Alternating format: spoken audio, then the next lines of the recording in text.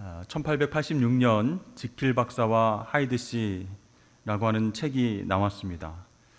인간의 마음을 탁월하게 분석하고 있기 때문에 요즘 시대에서도 사랑을 받고 있는 고전이 되었습니다. 이 책을 보면 훌륭한 시민인 지킬 박사가 자기 안에 악한 부분이 선한 부분과 공존하면서 이 선함을 항상 방해한다라고 하는 사실 때문에 답답해했습니다. 그는 자기 자신을 선과 악의 부조리한 혼합물 이렇게 불렀습니다. 이 지킬 박사가 화학자였기 때문에 연구를 통해서 낮에는 선한 부분만 나오게 하고 밤에는 악한 부분인 하이드 씨가 나오도록 하는 약을 개발하게 되었습니다. 이제 선한 부분과 악한 부분은 서로 방해하지 않고 독자적으로 지킬 박사를 통제했습니다. 그런데 놀랍게도 자신의 그 악한 부분이 예상했던 것보다 훨씬 더 악하다라는 사실을 발견합니다. 이 하이드 씨가 하는 모든 생각은 철저히 자기중심적이고 이기적이고 지나치게 악독합니다. 또 사납고 복수심에 불타는 살인자의 그런 모습이었습니다. 저도 가만히 생각해 보면 지킬 박사처럼 제 안에 완전히 상반된 인격들이 불편하게 공존하고 있다는 것을 알게 됩니다. 예수님을 영접하고 난 이후에도 내 안에서 이 모순들이 일어나는 거예요. 그래서 과연 내가 그리스도인인가 이렇게 의심했던 적도 있습니다. 저는 분명히 예수님을 영접할 때에 새로운 피조물이 되었음을 믿었습니다. 그런데 내가 새로운 피조물이라면 왜 옛날 욕구들이 여전히 강하게 꿈틀거리고 있는가? 내가 구원받지 못해서 그런가? 이렇게 의심하고 신경 쓰이고 괴로운 시간을 보낼 때도 있었습니다. 예수님은 저에게 평화를 선물로 주셨지만 저의 마음 가운데는 여전히 전쟁을 벌일 때가 많았다는 것이죠. 왜 그럴까요? 여러분들은 그런 상황은 없으셨습니까? 무슨 문제가 우리 안에 있는 것일까요? 얼마 전에 저희 집에서 키우는 강아지가 오줌을 계속 못 넣어서 병원에 데려갔더니 방광염이라는 진단을 받았습니다. 근데 그 원인이 저에게 있었습니다. 제가 이제 외출하고 집으로 들어왔는데 이 강아지가 오줌을 패드에 안 싸고 거실 바닥에 계속 싸놓는 거예요. 날은 덥고 치우는 것도 힘든데 화가 난 것입니다. 그래서 제가 혼내켰습니다. 너는 지금 몇 살인데 오줌도 제자리에다 못 싸니? 네가 그러고도 우리 식구야? 아빠가 힘들게 청소해야 되잖아. 평소에 밥도 주고 간식도 주고 미용해주고 산책시켜주고 얼마나 잘해주는데 너는 그거 하나 제대로 못하느냐고 화를 냈습니다. 한 번만 한 게 아니고 여러 번 잔소리를 했어요. 근데 그 뒤로 이 강아지가 쉬를 집에서 안 하는 겁니다. 야단 맞은 이후로 집안에서는 쉬하면 안 되겠구나 이렇게 생각하고 계속 참아가지고 병이 생겼다는 것이에요. 제가 반성도 많이 하고 회개를 많이 했습니다. 여러분, 가장 위대한 선교사 또 목회자인 사도 바울도 우리처럼 죄와 씨름했다라고 하는 사실을 알면 우리는 큰 위로를 받기도 합니다. 이 바울이 로마 교회에 보낸 편지에서 자기 안에 있는 지킬 박사와 하이드 씨 사이의 갈등을 이렇게 고백했습니다. 나는 육신에 속하여 죄 아래에 팔렸도다. 내가 행하는 것을 내가 알지 못하노니 곧 내가 원하는 것은 행하지 아니하고 도리어 미워하는 것을 행함이라. 만일 내가 원하지 아니하는 그것을 행하면 내가 이로써 율법이 선한 것을 시인하노니 이제는 그것을 행하는 자가 내가 아니요 내 속에 거하는 죄니라. 사도 바울은 이 구절을요 현재 시제로 썼습니다. 나는 예전에 죄인이었지만 예수님 만나고 나서 나아졌다 이렇게 말하지 않았습니다. 내 욕구들이 지금 엉망진창이다 이렇게 말하고 있어요. 바울은요 의를 행하기 원했지만 신자가 된 이후에도 그의 내면은 하이드 씨와 같은 악한 욕구와 더불어서 전쟁을 계속 벌이는 중이었습니다. 이어서 바울은 이런 충격적인 고백을 했습니다. 내 속 곧 내 육신에 선한 것이 거하지 아니하는 줄을 아노니 원함은 내게 있으나 선을 행하는 것은 없노라. 여러분, 바울은요 자신 안에 선한 것이 전혀 없다 이렇게 말하고 있습니다. 왜 그렇습니까? 바로 육신 때문이에요. 악한 본성이 남아있기 때문입니다. 그것이 저와 여러분 우리 모두에게 존재한다는 거예요. 사실 예수 믿고 거듭나서 새로워진 나는 어떻습니까? 죄에 대해서 죽고 그리스도로 말미암아 생명으로 부활했습니다. 성령께서 내 영과 연합해서 이제 내 중심을 차지하십니다. 하지만 옛 자아도 여전히 존재한다는 것이죠. 이것저것 욕망하고 불평하는 투덜이가 있습니다. 마음껏 죄를 지었던, 그래서 좋았던 옛날을 그리워하는 옛 자아도 남아 있습니다. 또 약속의 땅보다 애굽의 종살이를 더 좋아하는 그런 마음도 다 같이 있다는 것이에요. 그래서 바울은 선과 악이 함께 공존하는 자신의 상태를 이렇게 말합니다. 내 속사람으로는 하나님의 법을 즐거워한다. 그러나 내 안에 한 다른 법이 내 마음의 법과 싸워서 죄의 법으로 나를 사로잡는 것을 보는도다. 오라 나는 공고한 사람이로다. 이 사망의 몸에서 누가 나를 건져내랴. 여러분, 이런 바울의 부르짖음이 곧 우리의 부르짖음입니다. 나는 선을 행하고 싶지만 좀처럼 행할 수 없고 또 조금 행했지만 꾸준하게 행하지 못한다는 거예요. 그러니까 내 안에 있는 욕구와 죄가 예수님께서 허락하신 새로운 영과 전쟁을 벌이고 있습니다.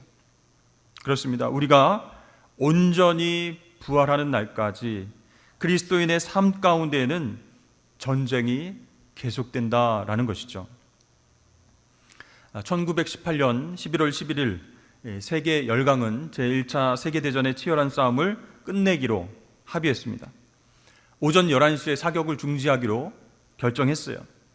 1시간 안에 이 소식이 빠르게 퍼졌지만 그럼에도 불구하고 서부 전선에서는 아직 전투가 멈추지 않았습니다. 사격 중지 또 평화 약속에도 불구하고 작은 전투들이 계속해서 벌어져서 사람들이 죽어 나갔습니다. 제2차 세계대전에서도 연합군이 베를린을 침공하면서 같은 상황이 벌어졌습니다. 전쟁은 원칙적으로 끝났지만 개별적으로 지역 전투는 끝나지 않았다는 것이죠. 마찬가지로 우리는 그리스도인이 되면서 하나님께 항복했습니다. 하나님께서는 내 마음 가운데 부활의 능력을 불어넣으셔 주시고 우리와의 평화를 선포하셨습니다. 하지만 우리 안에 옛 육신과 옛 자아를 여전히 간직하고 있는 것이에요. 그래서 이 두 진영은 이 안에서 지속적이고 치열하게 싸움을 해나가고 있는 중이다라는 것이죠.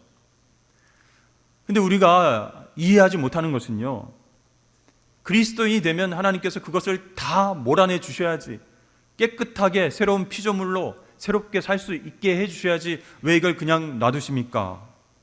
왜 옛 자아가 사라지지 않고 패배한 욕구들이 계속 스멀스멀 살아서 움직이는 것입니까?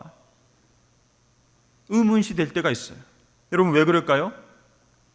우리 성령님은요, 우리 삶에 들어와서 육체의 정욕과 우리의 자아를 밖으로 차버리지 않으십니다. 인격적인 하나님이시기 때문에 그래요. 그래서 성령은 옛 자아와 공존하신다라는 거예요. 그렇다면 선택권은 우리에게 있습니다. 우리는 성령을 선택하고 육신의 일들을 부인함으로써 성령이 육신을 압도하게 해야 된다는 것이죠. 그래서 우리가 성령 하나님께 순종하기로 선택할 때마다 우리 안에 있는 하이드씨는 약해지고 지킬 박사가 강해지는 것입니다. 여러분, 우리가 의롭다함을 얻은 것, 칭의를 얻은 것, 그것은 우리의 노력과 행함이 아니었습니다. 하나님의 놀라운 은혜였습니다. 마찬가지로 하나님의 자녀가 되어서 이제 성화로 나아갈 때도 우리의 행함과 노력이 아니라 성령님의 도우심이 필요하다라는 것이죠. 그래서 옛 자아와 성령이 치열하게 싸울 때 성령을 선택해서 성령의 말씀에 순종해서 성령의 역사가 압도적으로 이길 수 있도록 우리가 선택해야 된다는 것이죠. 여러분, 이제 패자인 육체를 선택하지 마시길 바랍니다. 우리는 승리자이신 그리스도 안에 있음을 믿고 성령님의 역사를 지속적으로 선택해야 승리할 수 있음을 믿으시길 바랍니다. 그런데 반대로 계속해서 육신의 일들을 선택하면 어떻게 될까요? 영적인 무기력에 빠지게 됩니다. 계속해서 죄가 이기도록 방치하면요, 그 힘이 우리 안에서 더 커지는 거예요. 그래서 나중에는 무기력하게 됩니다. 아이고, 내가 기도해도 안 된다, 내가 노력해도 안 되는구나, 나는 구원받지 않았나 보다, 교회에 안 나가도 되겠다, 예배드리지 않아도 되겠다, 뭐 이렇게 영적 무기력함에 빠져서 사탄의 유혹에 흔들릴 수 있다는 것입니다.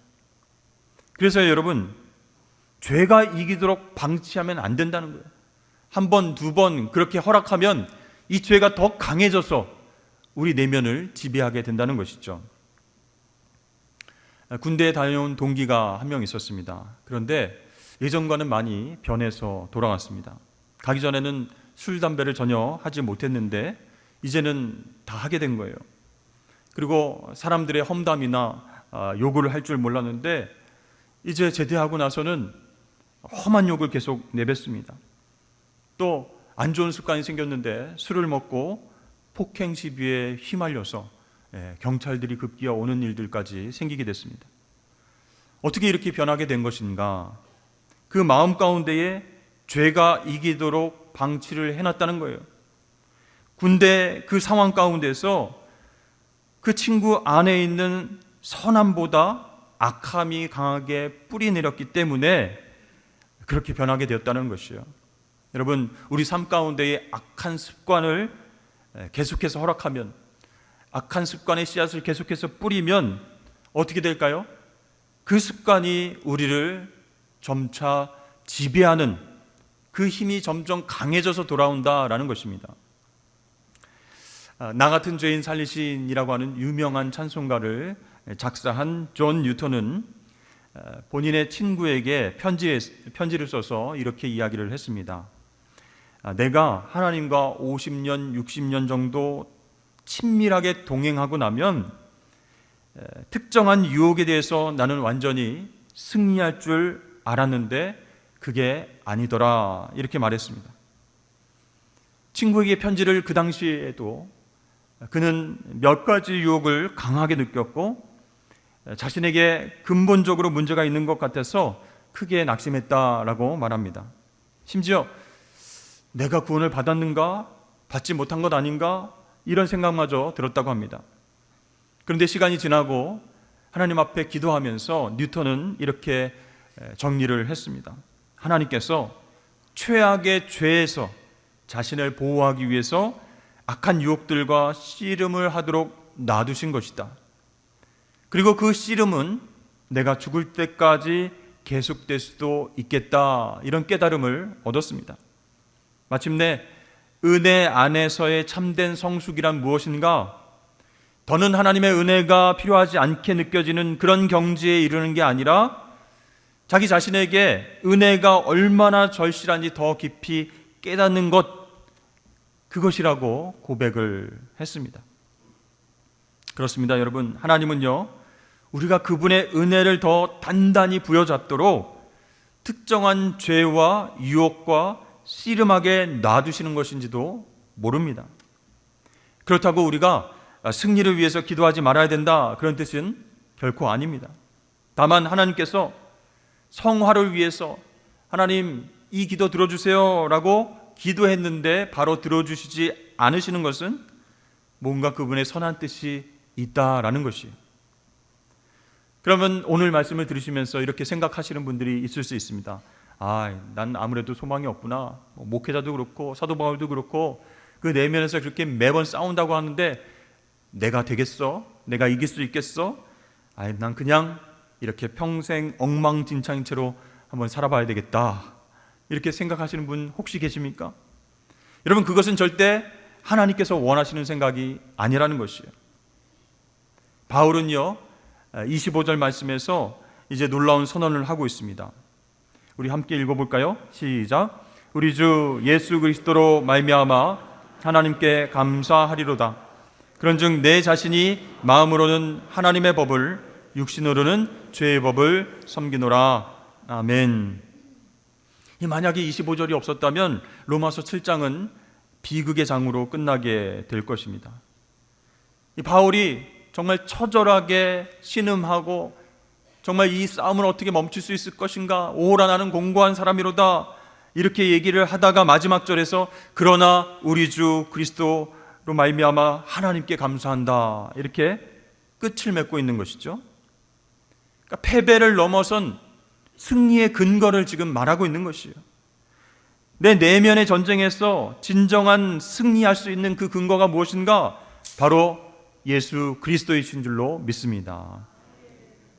여러분, 우리는 죄의 형벌에서 구원받았습니다.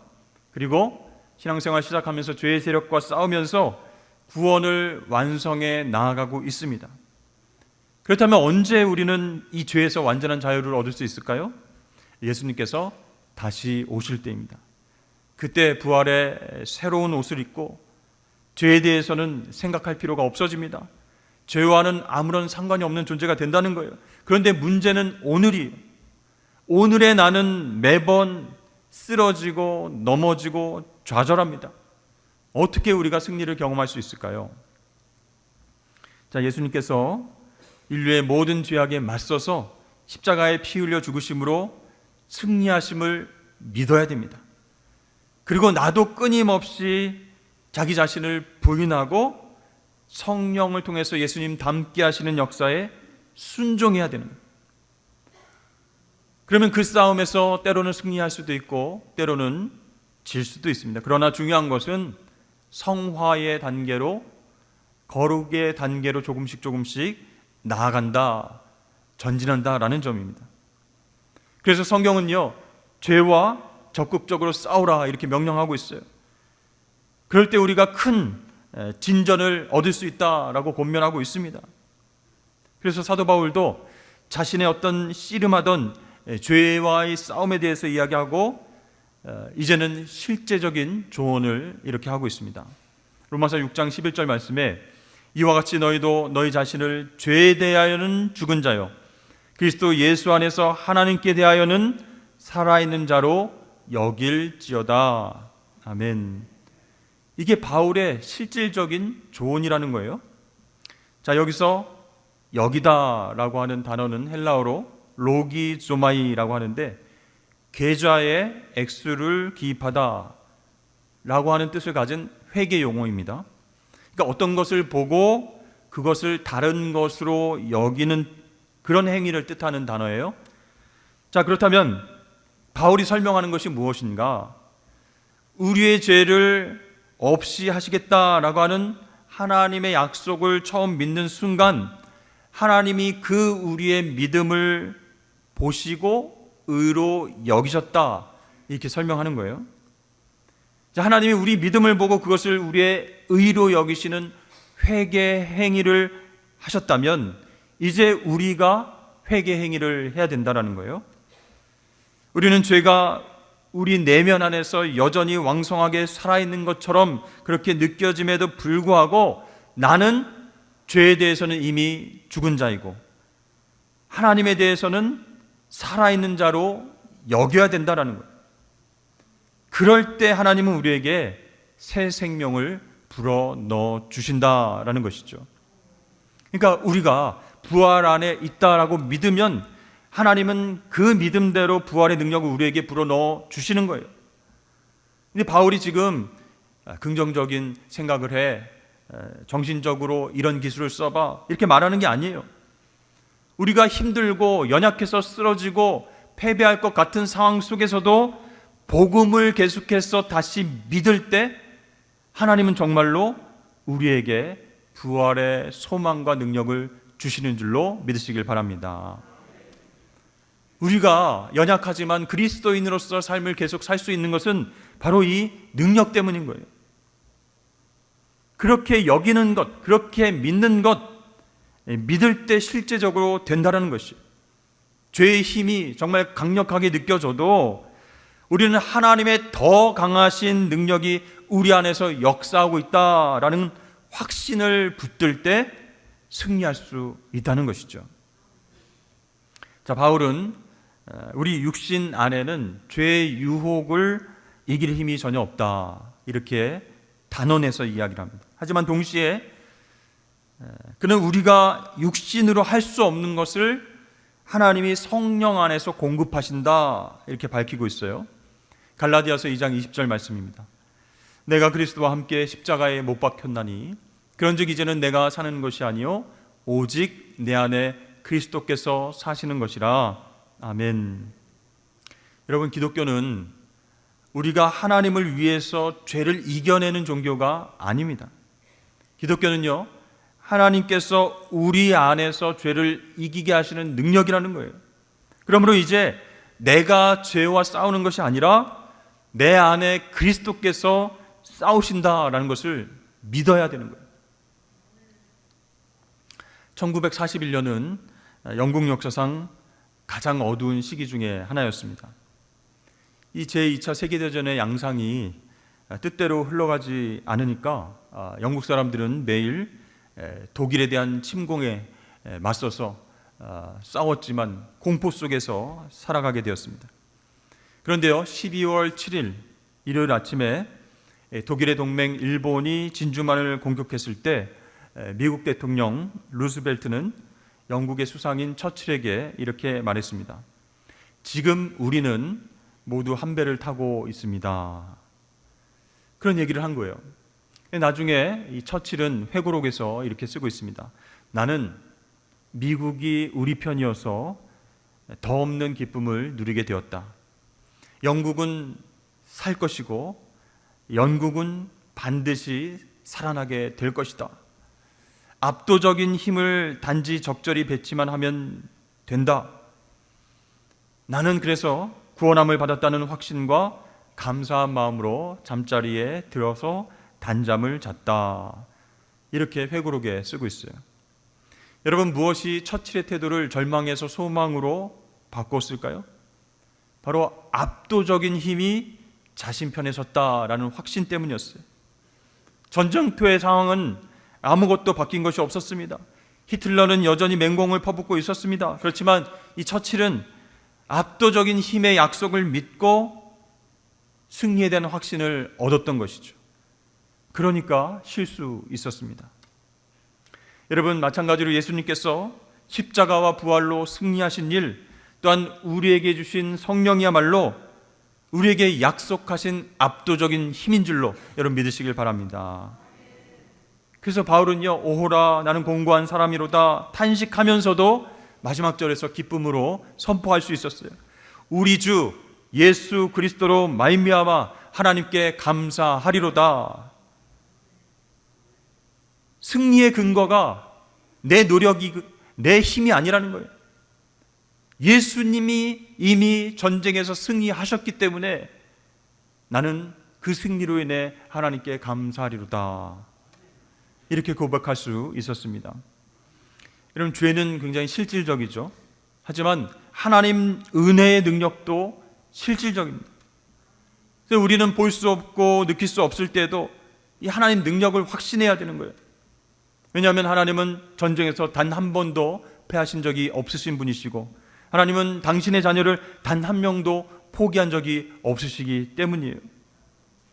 여러분, 하나님은 시작하신 일을 완성하실 것입니다. 그렇기 때문에 성령 안에서 얻을 수 있는 하나님의 능력을 의지하시기를 바랍니다. 오늘 말씀을 통해서 저는 마지막으로 여러분들께 용기를 내시라고 말씀을 드리고 싶어요. 비록 우리가 고난을 받고 시험 때문에 흔들릴 또 고통 가운데 있을지라도 죄와의 싸움에서 지금 지고 있다, 그런 뜻은 아니라는 거예요.